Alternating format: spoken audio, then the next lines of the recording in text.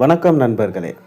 விஜய் அவர்கள் பிஜேபியில் இணைந்தார். சற்று முன் பரபரப்பு.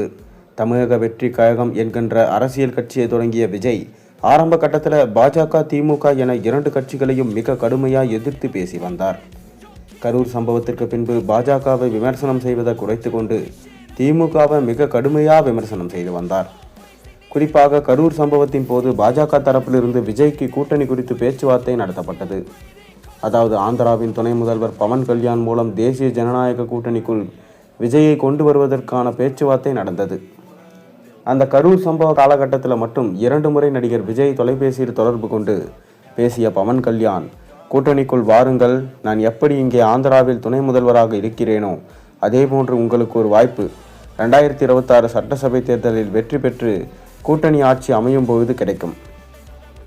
அடுத்த 5 வருடத்தில் உங்களுடைய கட்சியையும் நீங்கள் வலுப்படுத்தி அதற்கான வாய்ப்பாக இருக்கும் என்றெல்லாம் பேசினார்.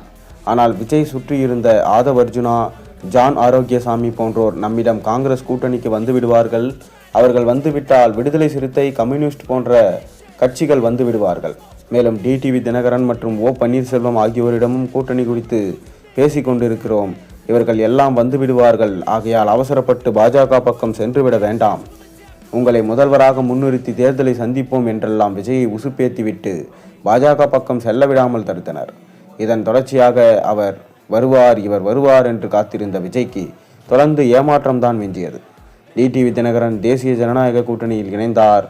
ஓ பன்னீர்செல்வம் திமுகவில் இணைந்தார்.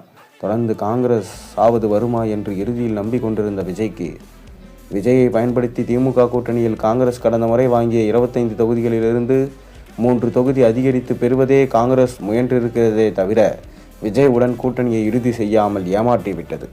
இந்த நிலையில் தற்போது தன்னந்தனியாக தத்தளித்து கொண்டிருக்கும் விஜய் 234 தொகுதிகளிலும் தனித்து போட்டியிட்டால் தேர்தல் செலவுகள் இருக்காது, குறிப்பாக வலிமையான வேட்பாளர்கள் வேண்டும், பிரச்சாரம் செய்ய வேண்டும் என்று கதிகலங்கி போயிருக்கிறார்.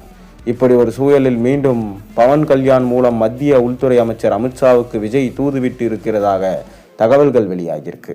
அதாவது கூட்டணிக்குள் வந்து விடுகிறேன், இதற்கு முன்பு நீங்கள் சொன்ன டீலிங் படி தனக்கு துணை முதல்வர் பதவி மற்றும் 50 சீட் கொடுங்கள் என்று விஜய் கேட்டிருப்பதாக தகவல்கள் வெளியாகியிருக்கு. அதே நேரத்தில் தற்போது தேசிய ஜனநாயக கூட்டணியில் இறுதி வடிவம் ஏற்பட்டிருக்கு. கரூர் விவகாரத்தின் போது இருந்த சூழல் தற்போது இல்லை, மேலே ஆலோசித்ததும் தெரிவிக்க வேண்டும், காத்திருங்கள் என்று பவன் கல்யாண் விஜயிடம் தெரிவித்திருக்கிறார். இந்த தகவலை மத்திய உள்துறை அமைச்சர் அமித்ஷாவுக்கு தெரிவித்திருப்பதாக தகவல்கள் வெளியாகியிருக்கு. அந்த வகையில் தற்போது தேசிய ஜனநாயக கூட்டணி இணைவதற்கு விஜயின் விருப்பத்தை அமித்ஷா மற்றும் எடப்பாடி ஆகியோர் ஏற்பாரா என்று பொறுத்திருந்து பார்ப்போம்.